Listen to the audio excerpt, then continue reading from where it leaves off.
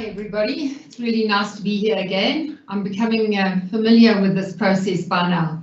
So I'm Linda Hammond, the CEO and founder of Talk to Us, and we launched the new normal webinars really just to have a look at what we've been doing for the longest time and how do we think it's going to change post COVID-19. And I think one thing we're guaranteed of, it is going to change. There's no doubt about it. I think everything's going to change. And we can either hide from it, what fear stands for, forget everything and run, or face everything and survive. And so we're actually doing the second one, and we're looking at it from a humanistic point of view. How are we going to be looking at our what everybody terms human capital post COVID-19?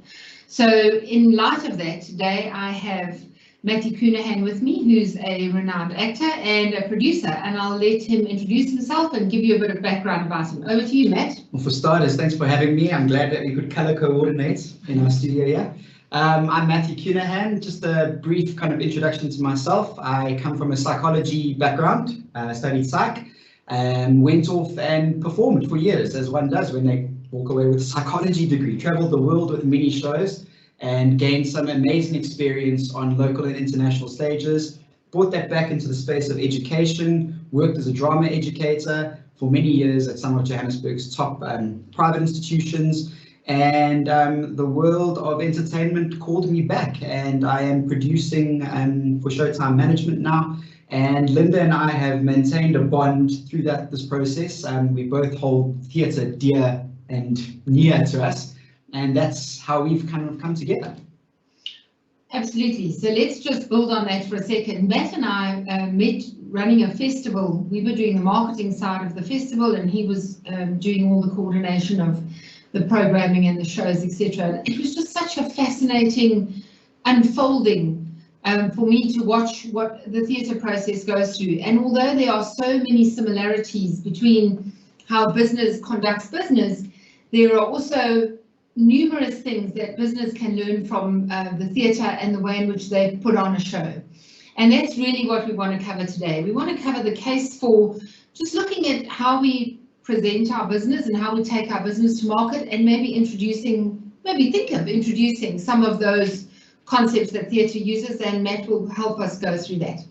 As you're aware, if you've attended one of our previous webinars, we sort of contextualize the subject that we're going to talk to in the first short while, and then we give you 4 focal areas which we think you should really focus on to try and understand the given situation. So the 4 focal areas that we're wanting to cover today, I'm going to take you through now. But before we're going to go through that, I just want to talk about, human capital, your most valued asset, human resources, and Matt, I'm just looking at those and I'm kind of going, but these are our people, right? Yes. So it's our talent. Yeah. Okay. So Matt was looking at that and saying to me, so what is that? Is that what we refer to in theatre as talent? So I said, yeah. It's just, it strikes me as bizarre. Human capital is something you park in a garage. Capital, an asset, it depreciates, it loses value. It might appreciate, Yeah. But I kind of just go, it's such it has no personality, it has no life, it has no soul. Yeah, it's a very mechanistic approach to it. So we were looking at it and we were saying, how do you show that, how do we change that, and what would it be? So we were coming up with ideas like human potential, people power. Yeah. You came up with a nice one. What was it? The potentials. Yes, the potentials. We like that one. People ingenuity. Just some thoughts to think about, because unfortunately. I just wanted to say, sorry to interrupt you there, but something that interesting that you've been very strong about it at Talk to Us is the lexicon, the language, yes. The body of language we use to call things and to name things gives them power or strips them of power. Yes. And it's just so interesting. There's a nominal determination that's almost assigned to yes. an asset. Yeah. Or to capital that doesn't have life and personality. It dehumanizes it. Totally. Absolutely. Yeah, I think so as well. And we also refer to those things as not the serious things. We say, oh, these are the soft stuff, and it's pink and fluffy. And I think if anything, I really do hope that people have realized that that is what drives your business. The people in your business are what drives your business. Without that, if you go to your office during lockdown, and even in some accounts now, it's a big building with expensive equipment and fancy furniture. The people are what drives your business. So I think it's time that we look at human capital the potentials. The potentials, we'll call them the potentials differently. And I think the other thing is that they're always saying, yeah, well, we can't measure what we put into it, and how do we measure it? And they're trying to value it with rands and cents, and I don't really think that that makes a lot of sense. They say it's a bit like herding cats. Who can herd cats? Well, no. I want to put it to you that there is a way that you can do it. There is a model to get everybody pulling in the same direction, and this is the new way of thinking. And this is what we're going to be discussing today, is what is that model? And I think that's really important. So the 4 key focal points that we're going to be speaking about at Lens today are generalization versus individualism, awareness of self, and that's similar to self-awareness, but slightly different, and we'll cover that shortly. And then values alignment. How do you align your personal values to the organization that you're with, and why should you? What is the point behind that? And then a disciplined approach to stay in your own swim lane. We spoke a bit about that last week, but I think that's really important. Otherwise, everybody just crosses over into each other's lanes and gets stuck in those funny orange things that float in the pool. And if you get this right, hopefully you'll get a standing ovation, which is something that we've been always on about, because that's what we're trying to do. So I'm going to sort of start a bit, and Matt will chip in, because that's just the way in which we work, and it's great. But if you look at any organization, the core of an organization and its reason for being is to have satisfied customers and get a great following so that they can build the business. That's what every organization wants to do. And theatre wants to do the same. Absolutely. They want to get bums on seats, and then they want to get a standing ovation and for the show to do well so they can lengthen the run, or that they can take it to another place. So there's a lot of similarities there. And if you have a look, there's I'm going to go through these stages that a business does. Is you brand yourself, you go internally, you say, what is my purpose? Why does that mean anything? How do I want people to portray me? What is it that I'm taking to market that is so excited? That's the branding side. Once you've worked that out and you've put the narrative together, you say, well then, now I'm going to go and attack the market. Where's my market? Where do I find them? How do I reach them? How do I package my product? And you go and you take it to market. And then you might or you might not align your people. There are often instances where I walked into an organization, I said, I've seen an advert for this and this and this product, and the people behind the counter look at you as though to say, okay, well, that's cool, but we don't know about it. And then there's the go-to-market, which is really putting it into the market. And if you get this right, you'll get customers. And you'll get some happy customers, and you might get some unhappy customers, but we're hoping that we're going to get happy customers all around, and you'll make some money. Now, the model I spoke to earlier is a model of theatre, and I think there's a lot of similarity, and that's when I said, when Matt and I were together running the festival, I just found this so interesting, because there's a step missing in our model and something missing that we can do differently in business, and it's something that's a takeaway from theatre. So Matt, over to you. Yeah, so moving on to the next one. We've got very similar processes, but I think we explore these processes in different ways, and we might emphasize a particular step in a kind of a heavier way. So your first step in business was branding, right? Mm-hmm. So we do a lot of research. What does an audience want? What are they prepared to sit through? There's a lot of research into price points. What might work in Johannesburg might not necessarily work in Cape Town. Sure. In fact, we've taken shows to Cape Town before that have been an absolute success. We kind of plan the shows 18 to 24 months in advance. We think, okay, this is a similar themed show. It's going to go well in Cape Town. Ironically, we end up with a completely different result. So I think there's a degree of guesswork, but the point is we spend a lot of time kind of really investigating the market. Sure. And understanding what they're looking for. Yeah, and I think in some instances, business doesn't do that. They've got a great product, and now they're going to make people want their product. Whereas I think theatre does it slightly differently. Sure. They say, what do the people want? How do I actually package it so that I'll get the right turnaround because I've only got 8 weeks or 2 months. I don't have a lifetime to do this. So there's a difference there, and I think that's key. Also interesting with theatre, and we shared this over a cup of tea earlier, the idea of a show that is a producer's dream is not necessarily a creative's dream. Sure. Okay, and as a producer, we're looking at bottom line, which is what business is ultimately looking at, right? We've got to be able to get bums on seats, and sometimes we've got to walk that fine line between something being creatively sound and exciting for the cast or for the creatives, but you know, and in some cases we kind of go, we are prepared to put something out there because we know that the bottom dollar is going to be amazing, and the creatives are just going to have to take a bit of a back seat in the process.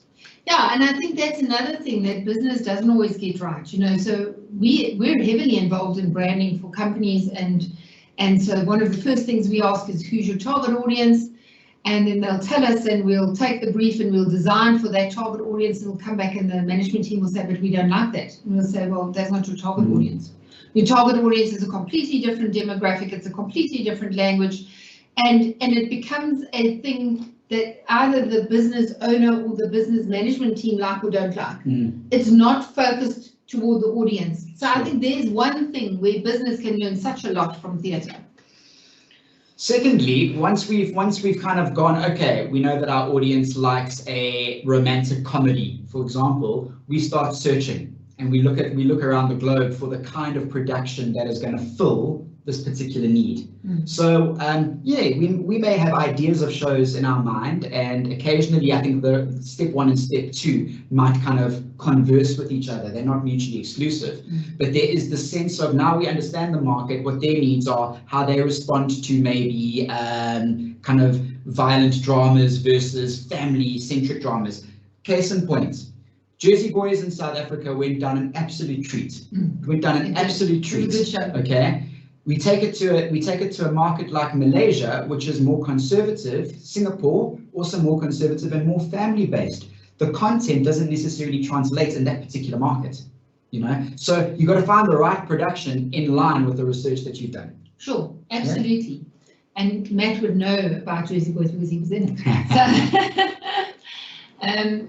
So, then you go into casting, which is our recruitment. So exactly. So finding the talent, or as you would say, the human capital or the assets. Now this is a process which is incredibly important for us. At the end of the day, the audience don't interact with the producers. The audience don't interact with the people that are behind the wings, standing side stage, or you know, sitting in the follow spot towers. Audience don't interact with them. They interact and they engage with the actors. Okay, and I was sharing with Linda that what's really interesting about this is that we spend a large proportion of our budget is allocated towards the casting process because we know how crucial the people are. I'm going to take it back. I'm going to say we know how crucial the individuals are. Okay, so that's we will go into that in a bit more detail just now, but also just to give you an indication, 10% of our pre-production budget is allocated towards casting. It's a massive expense, but we also understand it's crucial in getting our staging and our production right. We said the word staging there, kind of preempted there. Next, we move on to the process that you guys and people at home would understand as rehearsals, staging the piece, putting it together. And this is where individuals come together in their own capacities and they bring their own magic. And we put it into this cauldron of possibility, and we mix and we stir and we provoke and invoke and all those kind of different kind of things. And the staging process is, I think, what Linda spoke about earlier as the missing link. Absolutely. I don't believe that business does that very well at all. You know, I think we find the product, we've got the business, we find the office, we get the people, and we're going to talk a lot more about this. But we don't really prepare them well. We don't script them, we don't prepare them, we don't let them understand how we want them to present themselves, how we want them to present the product. We just assume that their version of that presentation will be correct, or their interpretation of what we're looking for will be correct. And when it isn't, then we get uptight with them and annoyed and disappointed.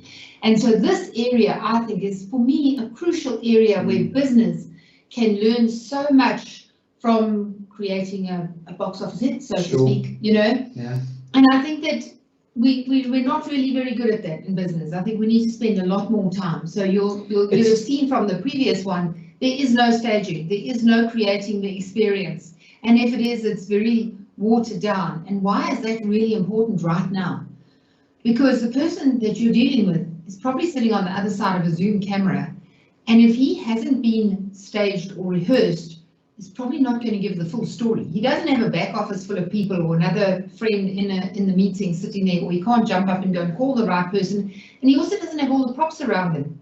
So he doesn't have the fancy office, he doesn't have the whiteboard or whatever. He's got himself, he's relying on himself. And if he's not staged or herself, they're not staged or rehearsed, they could very easily get lost, and it might actually cause more damage than good. The other important thing about staging, Linda, is that, getting a script, it's not as simple as getting a script and performing it 2 weeks later. No. That script is interpreted by a cast of, call it 30 individuals come together. And trust me, if you ask 30 individuals to perform that script prior to staging, you will get 30 different interpretations.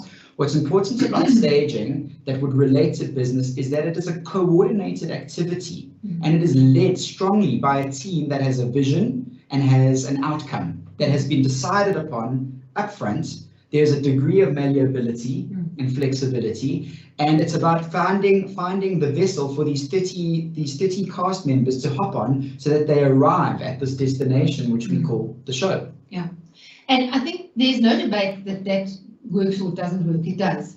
If anybody has ever sat in the movie house and stayed long enough to watch the credits, if you look at the number of people that roll over that screen, they're from the people who look after your toothbrush right through to the people who close your caravan door. They've all got a role to fulfill, they all play a role, and they're all also seen as individuals and important. And that is what makes a box office hit and gets that standing ovation. And then lastly, the most obvious step is we've got a beautiful production that has been rehearsed in studio over the course of, call it 6 to 8 weeks. Sure. And now we need to take it to the point that it interacts with an audience. So we take it to stage, i.e. taking it to the market. We talk about curtained up, opening night. The audience is in the house and they are waiting in anticipation for the excitement of what you have been preparing for them. And it's the same thing. You've got customers sitting there waiting to be delighted and to experience something. And as you can see, their rate of experience and enjoyment is far higher than in business. What was interesting for me when Matt and I were talking about this is 8 weeks.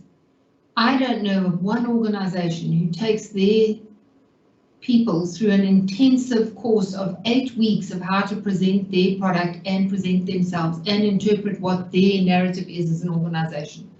I think they employ you, they put you on a 2 days orientation program, and the rest you must work out for yourself. And then if it doesn't pan out the way it should, there's a sense of disappointment by the leadership, and I think that's quite sad. So that gives you a bit of a broad brushstroke as to what our cases and what the cases that we're putting forward is. The fact that we believe that business can learn a lot from theatre productions, and more so now where you are relying on the individuals to take your business out there. So let's have a look at some of the 4 pointers that we believe are quite crucial to you achieving this. The first one is generalization versus individualism. Sorry, I clicked on, I've done this before, just give me 1 second. There we go, there's my little hand, let me click on it. Sorry.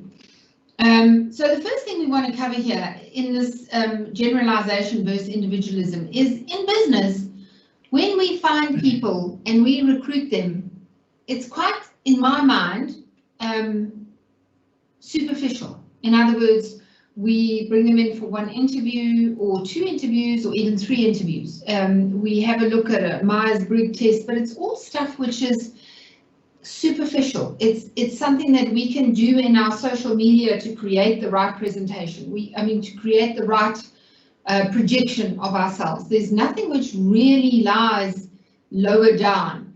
Unlike theatre, I think they're scuba divers, and maybe you can explain why. And Linda, they even spotlit there. So I know, yay! So I think the analysis of snorkeling versus scubaing is so beautiful, because scuba is deep diving. It is interrogative. It is also, it tests and it confirms or it kind of excludes the nonsense. Sure. Casting processes, like I spoke about earlier, occupy a lot of the pre-production budget in terms of spend. Yes. And it does this because we invest in lots of time in this particular process. So going back to when we cast shows, I mean, we're working 18 months in advance to cast a show. Yeah, it's a long time. So we're making sure that we've really got time to find the right people, and if we don't find, we go back to the drawing board to ensure that we do. Often, so you've heard of an audition. It's a basic audition. From a musical standpoint, I'm going to speak from that standpoint, you've kind of got a three-pronged approach.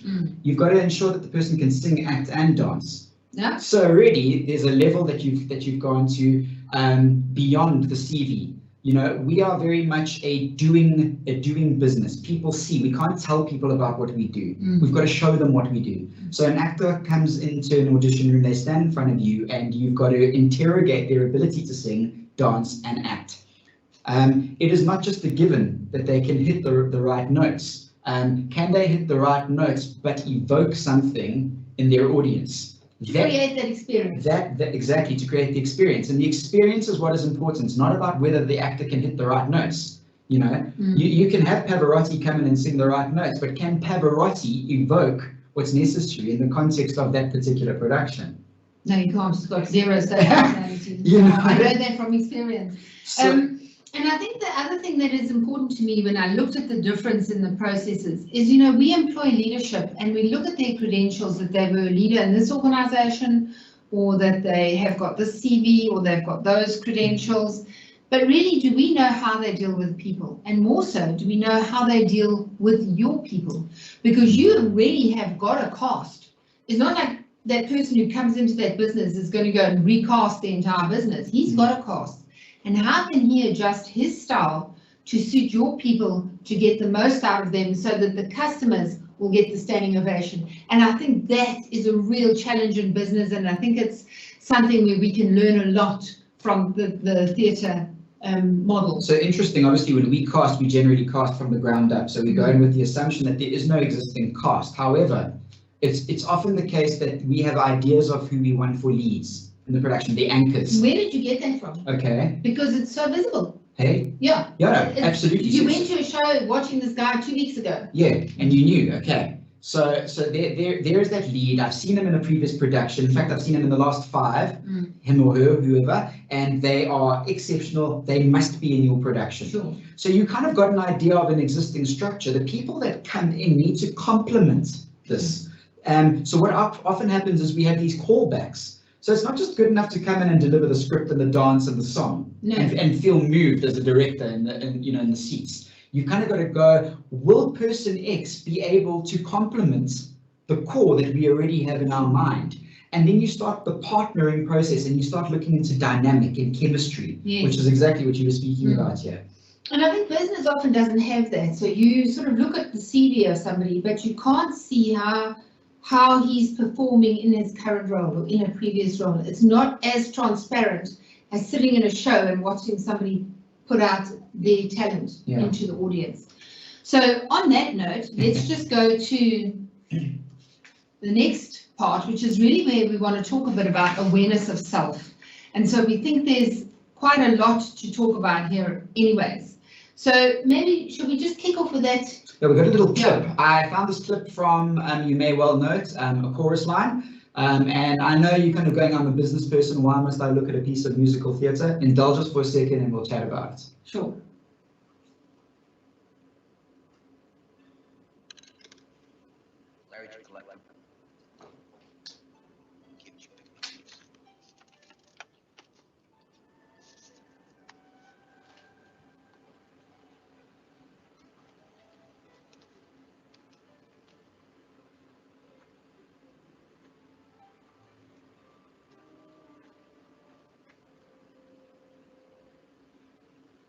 Am I anyway? Am I my resume? That is a picture of a person I don't know. What does he want from me? What should I try to be? So many faces all around. And here we go. I need this job. Oh God, I need this job. Ah, I love it. I get goosebumps. I'm just going to repeat what this actor is saying. He's saying, "Who am I anyway? Am I my resume?" That is a picture of a person I don't know. What does he want from me? What should I try to be? So many faces all around, and here I go. I need this job. I need this show. It's the story of any actor, but I think it's also the story of people. All we want is affirmation and acceptance. We just want to be granted that opportunity, right, Linda? Absolutely. Sure. And I think what's really important about awareness of self, and this is where Talk to Us can come in and bridge a gap, I believe, is, you know, we look at that beautiful picture of those masks, but notice how far away from the skin those masks actually sit. They are so far removed from self that I really believe that what we really need to start doing is interrogating ourselves, introspecting, looking within. I think COVID has offered us that opportunity because there's been a lot of stillness, there's been a lot of pause, and I think it's offered the brave ones the opportunity, but I think it's also scared a lot of people off. Yeah. And people are going to be feeling fearful and kind of, what can I do? I'm feeling out of control. Why are you feeling out of control? We'll go there, you know. And I think what's really important about the creative process, the staging process, is that the actors, through their skills and through their training over the years, have learned to strip away all these roles that they've had to play, and they return to the actor, the self. Yes. And this is what we are advocating, is that there is a distinct difference between actor and role. Yes. I'm sitting next to Linda, the actor. Linda plays the role of a mother. She plays the role of a director. She plays the role of a CE, you know, of a South African woman. There's so many roles, okay, but that's not who Linda is. It contributes, you know, and I really challenge people out there to kind of go, well, who am I? Yeah, I agree with that. And I think, you know, I've seen it in the time that Matt and I have known each other, which is now from about 2015, 14, somewhere around about there. It's been interesting because Matt also teaches drama. And it's been interesting because one of the first things drama students do is to interrogate who they are. And for them to be able to strip down to who they are is difficult, because as they were growing up, you're the head girl, you're the best hockey player in the school, your mom's best little girl. They actually lose who they are. And it's very difficult for people to, especially youngsters, but I think as we grow older, we just assume a role and we don't ever get out of it. So, you know, in this time period, we've spoken to quite a few business executives, and they said to us, you know, what's been really interesting is that I'm not Mr. So-and-so, the CEO. I'm busy in the middle of a video call and my son comes and jumps on my lap. You know, like, and I just get so embarrassed. Why do you get embarrassed? It is part of who you are, you know, and I think people need to try to strip those roles away, and there's a reason for that. You know, I'll tell you a very quick narrative of, I sold my first business. I ran a business called Linmax, and after 8 years I sold that, and I was the head of that business and the owner of it and the dealer for a company called Cispro and all the rest of that. And at the end of that, once I'd sold it, I'd lost myself, because that's who I was. I was the owner of that business. I had 55 staff. I had all those branches, but I really didn't know who I was. And it was such a difficult thing for me to come to grips with who I really am before I could take another mask, because it was like taking that mask off, throwing it away, and now I've got no face. And I think that was really difficult. And I think that skill, which is taught drama students, is something that every human being should go through. And that's why the schools are talking so heavily about this concept of students going through this process, because when you get into leadership roles, or when you get into different roles in life, different people are going to want different things from you. And do you keep on switching masks to please them, or do you know who you are and say, how can I align myself to that? And that's kind of like the next bit, but Matt's going to give a bit more about this. Lindsay, you mentioned this, do I swap masks to please them? So here's the thing, is that we play to the people in the way that we think they want us to be. Yes. And what that does is it just takes us further and further and further away from ourselves. So you're losing this idea of core, of essence. Yeah. You know, and we're going to get to the word, the big word that I really play around with in my rehearsal processes, and that is honesty. We'll get there just now, but it is about stripping away. And in this process, what you are doing is you are making yourself incredibly vulnerable. Yes. You know, and we'll get to vulnerability just now in terms of our feelings thereof. Yes, and I think that's important, you know, because by doing that you become vulnerable. And if anybody's listened to Brene Brown and her talks on vulnerability and shame, you'll realize that to have a whole life you need to be vulnerable. But you need to know how to manage that. Otherwise you can have people walk all over you. But these are skills that we are not taught. These are skills that we're not taught as children because our parents don't know about them. Some schools teach them, some don't. Some kids take up drama, some don't. But if you have a look in general, children who have taken drama at high school fare better because they understand these concepts. They've had to do a deep dive into themselves. And I think this is something that as employers, we should have a look at and say, how can we improve the performance of our people by helping them overcome a lot of these things? So let's just go into the next portion, which we find quite interesting, which is the values alignment. There's your word. There's the honesty word. I really wanted to make a point of this. In my creative processes, I have two things that I want to, you know, aside from presenting a performance, which is the ultimate goal, obviously, you've got to bring something to an audience, to your market. The one thing that I always speak about in every decision that is made in the rehearsal room is about, are you being honest? Is there a truthful element in what you are doing, and does it evoke joy? You know, they're two very what might seem very simple things, but if every action is with honesty and joyfulness in mind, guided by those principles. You know? So one of the things we were talking about here was values alignment. You know, I think people often wonder, you know, so my business has got values and they integrity and respect and honesty and whatever, and they expect me to live those values. I, for a long time, said those are not really values. They're just words that everybody in the human race understands, and honesty is such a big thing. You know, so values are quite different, and Matt's going to go into that now. But one of the things that, you know, I've always said, and we were talking about it, I would, for instance, never be able to go and work in an abattoir. I could never do that because that's just so the opposite direction to my value system. I just think it is wrong to kill an animal.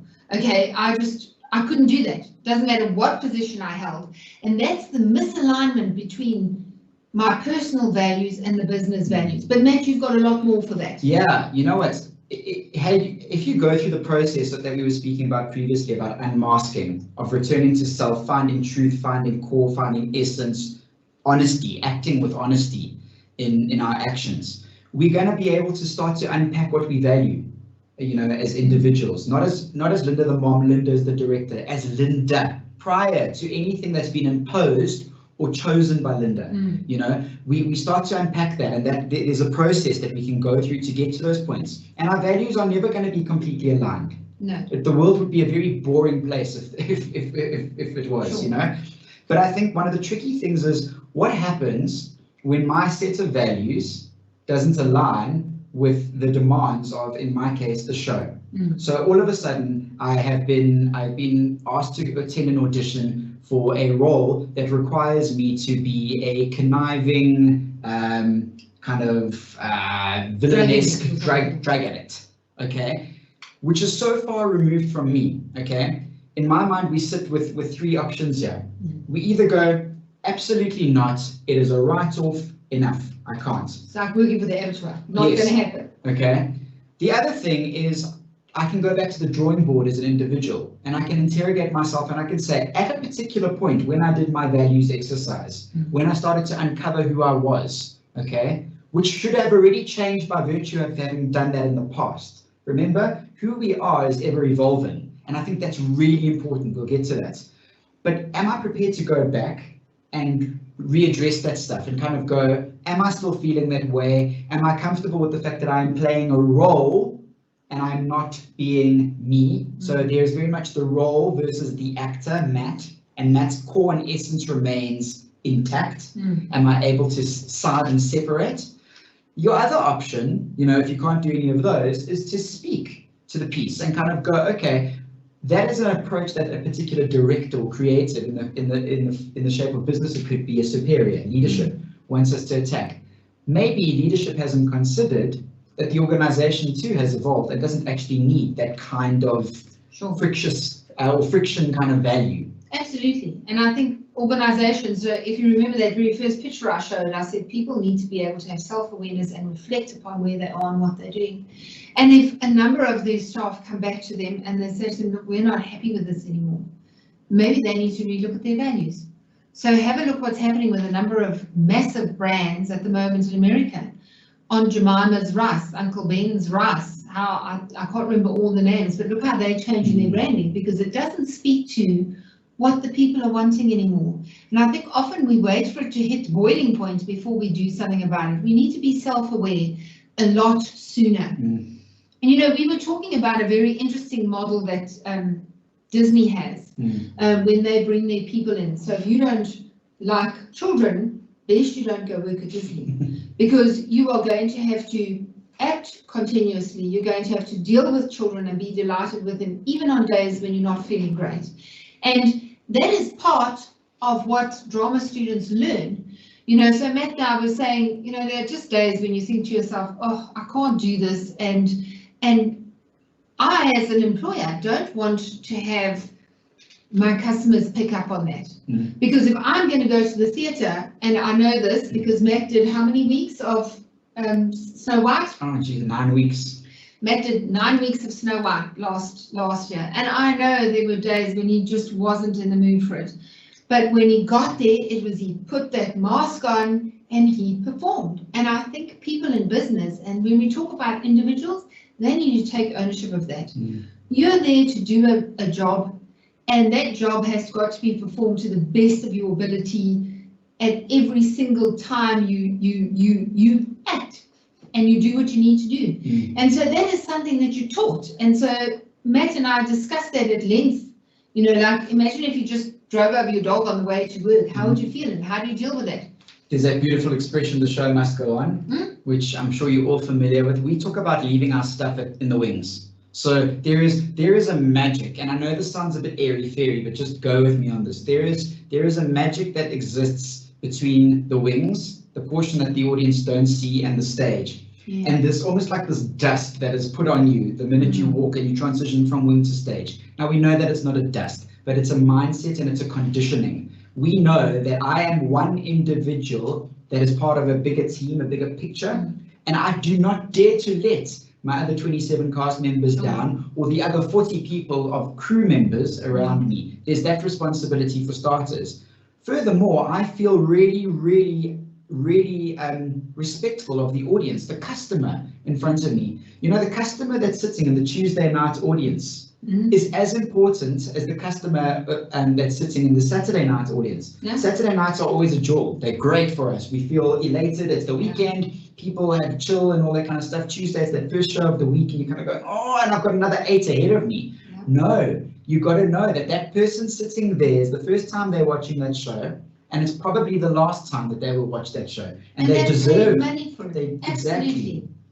Especially if they've brought their kids to the show and it's cost them a couple of thousand rand. I mean, who wants to go and see Justin Bieber and he's crying the whole show through, you know? So that's the reality of the situation. And I think in some ways, and this is our next point, I think business has become soft. I think business needs to take something here and apply the same kind of disciplines, but not in an authoritarian way. They're going about it the wrong way. They need to do it in a way whereby everybody understands the role that they have to play, why they have to play it, why it's important, and how they'll let others down, so that you get the individual's personal pride and their personal commitment to something as opposed to a authoritarian push down of something. So last week we spoke very briefly about purpose and everybody sticking to their swim lane. So the leadership does one thing, the managers do another one, the staff do another. And when we go to business and we identify areas in business which are a problem, we so often find that managers and leaders are climbing all over one another. Managers are thinking leaders should be doing something different, they're not doing it right, and because they're not doing it right, they're now having to do something differently. And the staff are sitting on the outskirts thinking, guys, just make your mind up. We don't actually care and tell us what we need to do. And that's where you get that lack of commitment, because people are just so tired of the drama. You don't get that in theatre. Why don't you get that in theatre? Because boy, oh boy, if there's one thing they're good at, it's absolute sticking to their swim lanes and making sure that everybody knows what their remit is and they do it to the best of their ability. So Matt, you can give us some insights into that.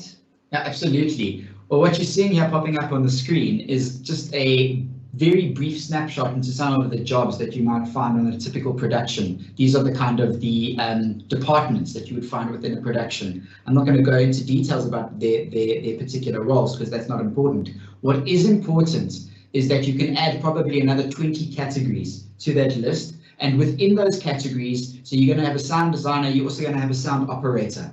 So do you know what I mean? So there are going to be all these subcategories.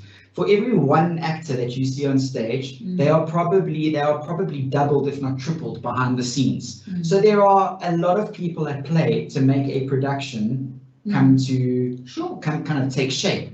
And what's really important in this process is that you will never find a stage manager walking onto stage to read the lines of an actor. It's not their job. Simple, you know. You're not going to find a sound designer kind of leaning over the desk and kind of pushing a couple of lighting cues, because it's not their job and it's not their specialty. So what we do is we have an immense amount of respect for the hierarchy that exists within theatre, and we kind of go, you are the best in that at that job. I dare not try, you know. And you hold each other accountable. Absolutely. Because if the lighting doesn't work well, then nobody can see the actors. So what's the point? Absolutely. If the actors sing and there's no music, there's no point. You know, so it is, and part of this is that staging and rehearsal. Without that, they would never be able to pull this off. So it's a combination of the discipline and the staging and rehearsal that really gives you, you know, a box office hit. Going back to that staging and rehearsal, because it is the crucial key that we believe is the missing link, right? Sure. What's really important is that if there's going to be any fluidity and malleability and flexibility, it is in the staging process, i.e. in the rehearsal process. Business's potential missing link. Okay, it is there where things are ironed out, where ideas are shared and exchanged, and there might be a crossing over of jobs and opinions. There comes a point where they go, but the audience can't be confused. They need to know exactly what's going on, and they need to know what they're looking at with clarity. And a line is drawn in the sand, and people go, right, from this point on, it is set, it's cast in stone, the ecosystem is established, and it must work according to its hierarchy. Absolutely. And I think that's another thing where I say that discipline, I think to some extent has been lost in business, and we need to bring that back. And then really, Matt, there we go. I think, you know, it's as simple as once you've gone through all those processes, it's a case of curtain up, baby. Yeah. It's time to open the show, and hopefully that process that you've gone through, which has by no means been painless. I think that's important. Okay, absolutely. There's going to be friction, there's going to be obstruction, there are going to be obstacles. It's natural, it's going to happen. But the point is, it doesn't happen in front of the audience. Okay, the magic is maintained. The excellence, the excitement is what the audience are exposed to. It's not necessary for them to understand the rest, and they don't need to know it. They haven't paid for that. They've paid for the story of Peter Pan. Yeah, and they want to come and have a good time and enjoy the experience for the money they've paid. And in business, it's exactly the same. I've paid for a service, I've paid for a product. I want to have a good experience. I want to enjoy working with that individual that I've worked with. I want to know where I stand if I want to bring it back and exchange it. I don't want to wonder if they're going to bring it back, or I don't want to think, oh, if I have to go to that shop and face that person again now and try and explain to them what their own job is. Those are the things that really make business good and that make theatre good. And I think there's a lot of synergies, and I think theatre has taken a lot of what business do, the best of business, but business needs to take the best of theatre. That's the case that we'd like to put forward today. And if you do that, you'll get a standing ovation. There it is.